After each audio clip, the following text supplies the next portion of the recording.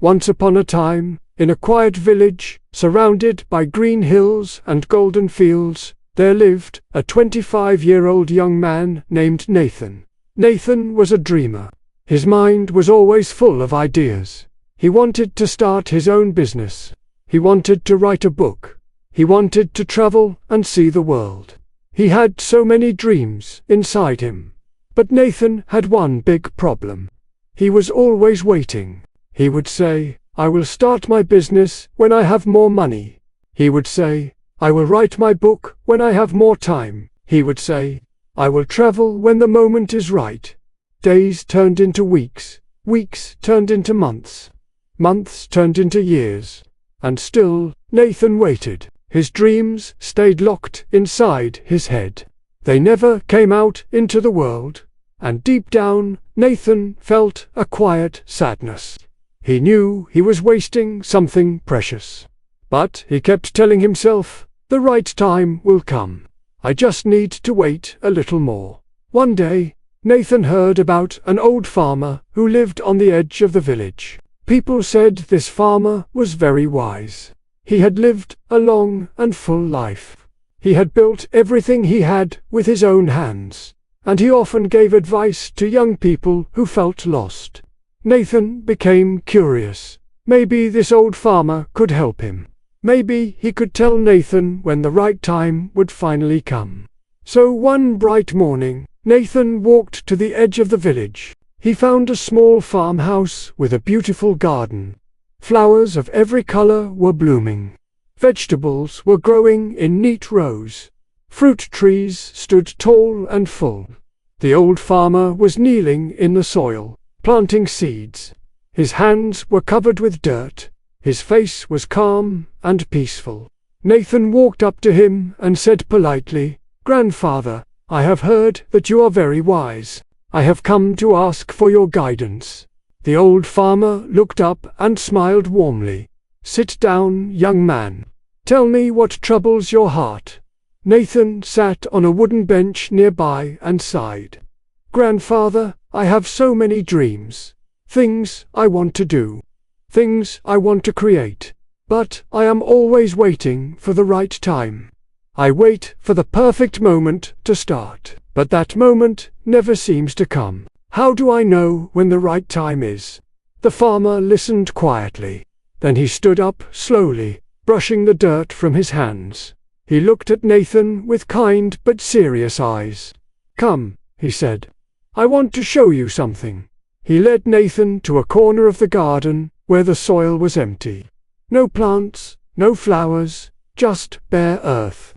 The farmer handed Nathan a small bag of seeds and a tiny shovel. "Plant these seeds," the farmer said. "Right here, right now." Nathan looked at the seeds, then looked at the sky.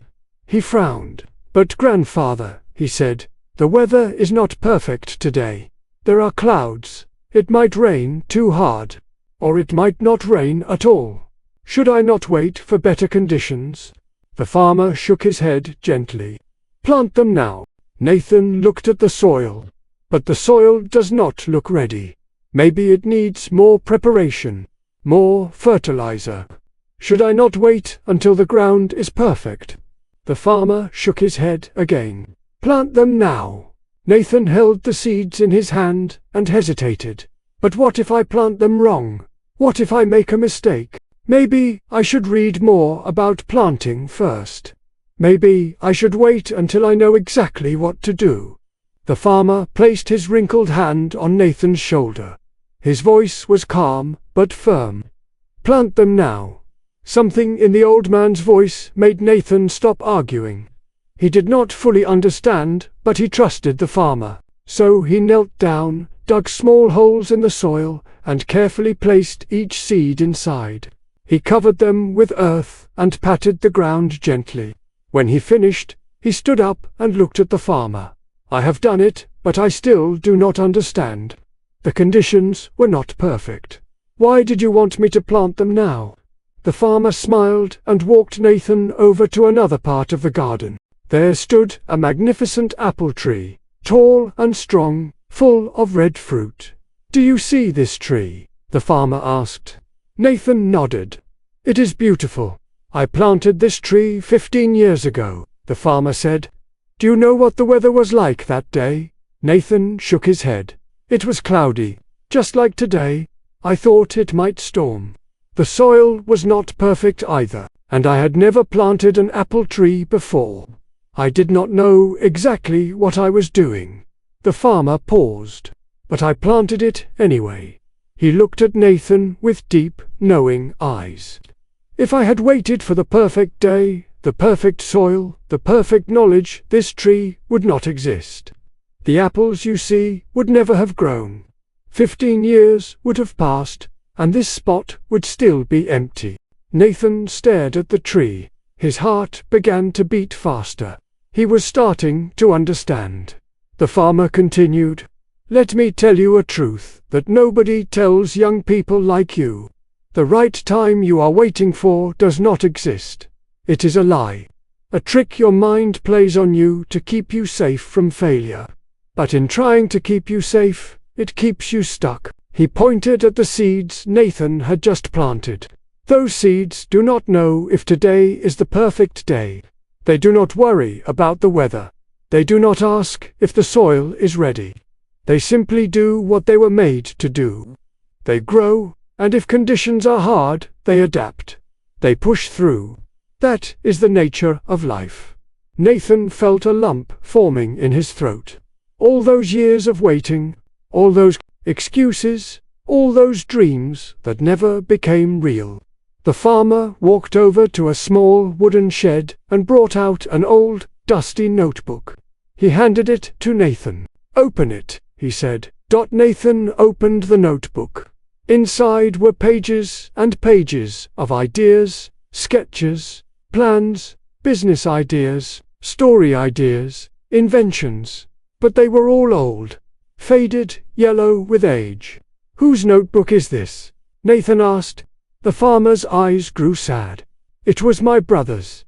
He was like you, full of dreams, full of ideas. But he was always waiting. Waiting for more money. Waiting for more time. Waiting for the stars to align." He paused. "He died 10 years ago. He never started any of these. He took his dreams with him to the grave." Nathan felt a chill run down his spine. The notebook in his hands suddenly felt heavy. The farmer took the notebook back gently. "I keep this to remind myself, and to show young people like you, time does not wait. The right moment is not coming. The only moment you have is now." Nathan stood in silence for a long time. The clouds above began to part, and sunlight streamed down onto the garden. "Grandfather," Nathan said softly, "I think I have been a fool. I have wasted so much time waiting for something that was never going to come." The farmer shook his head. "You are not a fool. You were only afraid. Fear tells us to wait. Fear tells us we are not ready. But courage says, start anyway. Learn as you go. Grow as you move." He gestured toward the seeds Nathan had planted. "Those seeds are in the ground now. You cannot unplant them. You have started something. It is small, yes. It is uncertain, yes. But it is real. And that is more than most people ever do."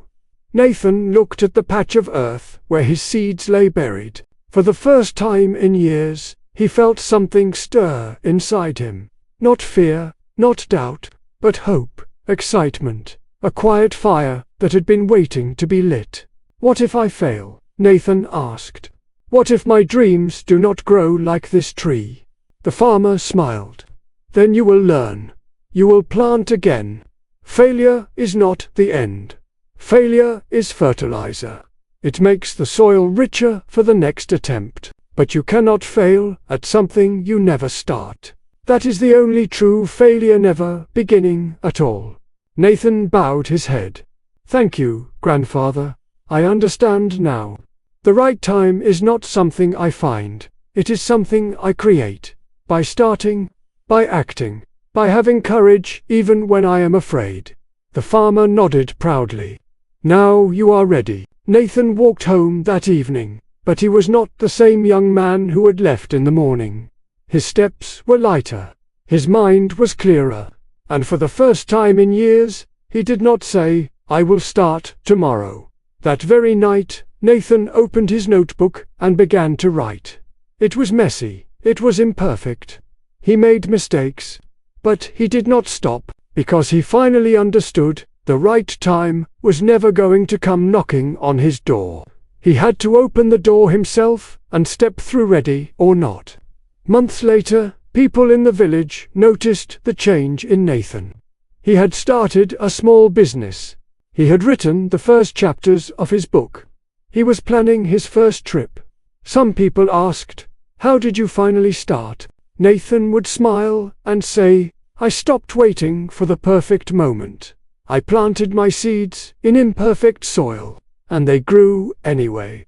So, my friend, if you are watching this and you have been waiting for more money, more time, more confidence, more certainty, please hear this truth. The right time does not exist. It is a mirage in the desert. The more you chase it, the further it moves away. The only time you truly have is now. This moment, this breath, this heartbeat. Your seeds are in your hands.